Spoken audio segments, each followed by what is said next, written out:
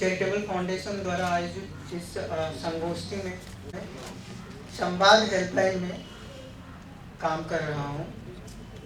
तो हमारे और 4 काउंसलर वहाँ गए थे, जिसमें से 4 काउंसलर की 1.5 साल तक प्रशिक्षण हुई थी। वहाँ प्रशिक्षण लेने के उपरांत 2012 में संवाद हेल्पलाइन बिहार पटना शिफ्ट किया गया। शुरुआती दौर में हेल्पलाइन में जो कॉल आते थे, उस कॉल में सेक्सुअलिटी से रिलेटेड बहुत ज़्यादा कॉल थे। मतलब कि मैस्टरबेशन क्या होता है, या यहाँ पर हमें क्या उपलब्ध होगा, यानी कि लड़कियाँ उपलब्ध होगी मेरे लिए या नहीं। धीरे धीरे इन सब बातों से जब आगे हम लोग बढ़े तो HIV पॉजिटिव लोगों के भी कॉल आने लगे, और इसके फलस्वरूप अभी तक मुक्ता। हाँ, मेरा नाम योगेंद्र चौबे है जी, और मैं मुक्ता चैरिटेबल फाउंडेशन में पिछले 3 सालों से कार्यरत हूँ बिहार में। मुक्ता में पता है कि आप लोग कभी काउंसलिंग भी करते हैं जी। कितने HIV मरीजों ने कॉन्टेक्ट किया है? अभी तक मुक्ता चैरिटेबल फाउंडेशन ने विगत 17 सालों से हमारा काम है। उसमें 4.5 लाख लोग हमारे पास रीच आउट किए हैं कॉल के थ्रू। यानी 4.5 लाख लोगों की पहचान केवल ये आप पता चले कि लोग HIV पॉजिटिव जी, उसमें हर तरीके के हैं। उसमें HIV मरीज भी हैं, और उसमें इन जनरल मतलब किसी को ऐसे कुछ भ्रांति है, कुछ सवाल उनको पूछना है। कई बार लोगों को कंसर्न होता है कि उन्हें एग्जैक्ट नहीं पता है, कुछ लोगों को डर होता है कि मैं रिस्क में जा रहा हूँ क्या। तो उस दोनों के संदर्भ में मिला के कॉल आती है? कॉल युवाओं के कॉल होते हैं, जो मरीज हैं, जो दवा ले रहे हैं, तो दवा लेना है तो कैसे लेना है, क्या उसका टाइमिंग है। खान पान को लेके बहुत चिंता रहती है, बहुत सारी चिंताएं रहती है कि मान लीजिए अगर किसी को HIV हो गया, एड्स हो गया जी, तो अगर वो नियमित रूप से दवाई लेता है तो उसके बचने की या उसके लंबा चलने की कितनी क्षमता है? जी, तो दवा जो है, एक बहुत अच्छी बात है कि अगर आप HIV की दवा नियमित सही समय पे ले रहे हैं तो आप एक आम व्यक्ति की तरह अपना पूरा जीवन अच्छे से जी सकते क्या हैं, पूरी ऊर्जा के साथ जी सकते हैं? पूरी ऊर्जा के साथ। लेकिन उसमें आपका खान पान अच्छा होना चाहिए, और दवा का नियमितता, मतलब एक समय, उस समय पे दवा ले रहे हैं और खान पान अच्छा है,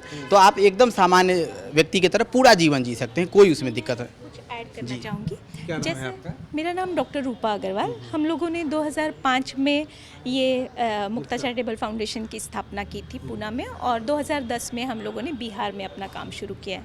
तो जब बिहार कोई में क्या HIV मरीज कितने हैं?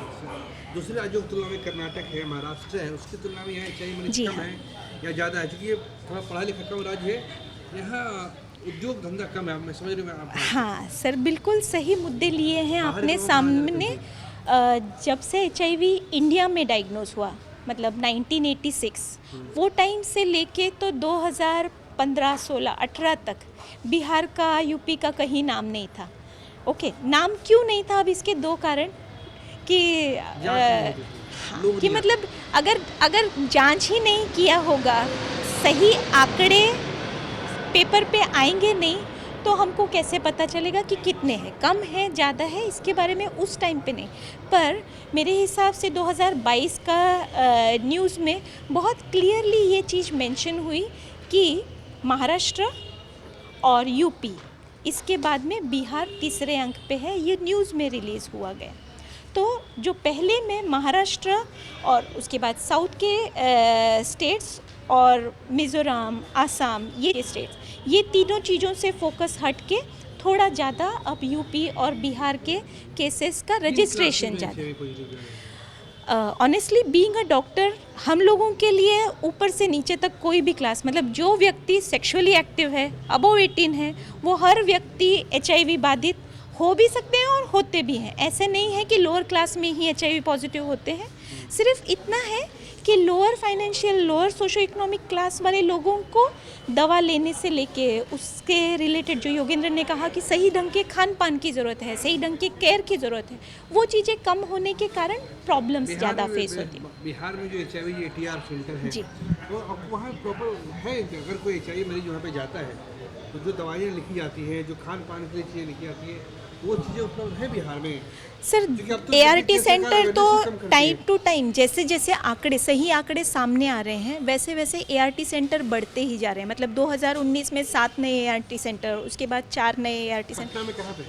पटना में 3-4 जगह, मुझे लोकल स्पेसेस बोलना मुश्किल होगा पर PMCH में है, NMCH में है, PMCH में ART सेंटर है, आपको एम्स में ART सेंटर है, तो पटना में इनफ है। मतलब पटना चूँकि बड़ा ज़िला है, पटना शहरी क्षेत्र है, तो यहाँ पे हाँ, तो यहाँ पे ऐसे 4 से 5 एरिया है जहाँ पे ART सेंटर हमारे हैं।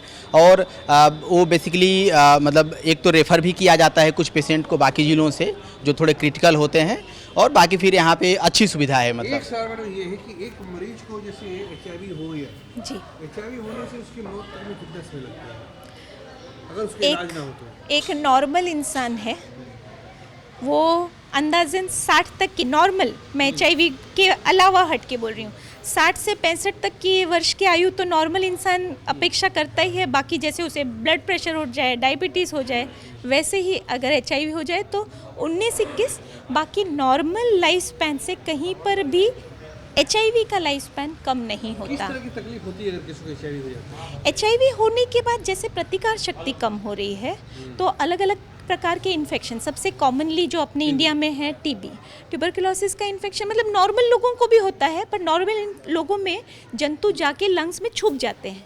पर HIV पॉजिटिव व्यक्ति की शरीर की प्रतिकार शक्ति कम है, इसलिए जंतु अंदर जाके एक्टिव TB उत्पन्न करते हैं। उसके बाद ट्रीटमेंट बराबर लें, TB क्लियर हो सकता है, क्योर हो सकता है। TB तो क्यूरेबल इलनेस है, लेकिन अगर ट्रीटमेंट बराबर नहीं लिया तो फिर वो MDR, XDR, TDR TB तक जाता है, जिसमें इंडिया का खुद का एक अपना रैंकिंग बढ़ता जा रहा है।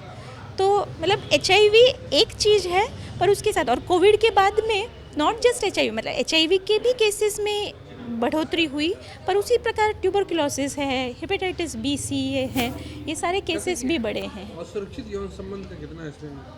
सबसे बड़ा कंट्रीब्यूशन है असुरक्षित यौन संबंध का। मतलब इंडिया बीइंग सेक्सुअल रिलेशन वाला कंट्री के हिसाब से 85-86% केसेस असुरक्षित लैंगिक संबंध में से बनते हैं। पर अभी के पिछले 3-4 सालों में इंट्रावीनस ड्रग यूजर्स का भी प्रमाण बढ़ा है। जी, क्योंकि ड्रग्स लेना ये एक कॉमन फैशन बन गया है आजकल के यूथ का, तो उसमें इनफ केयर नहीं ली गई तो वहाँ पे प्रॉब्लम होता है।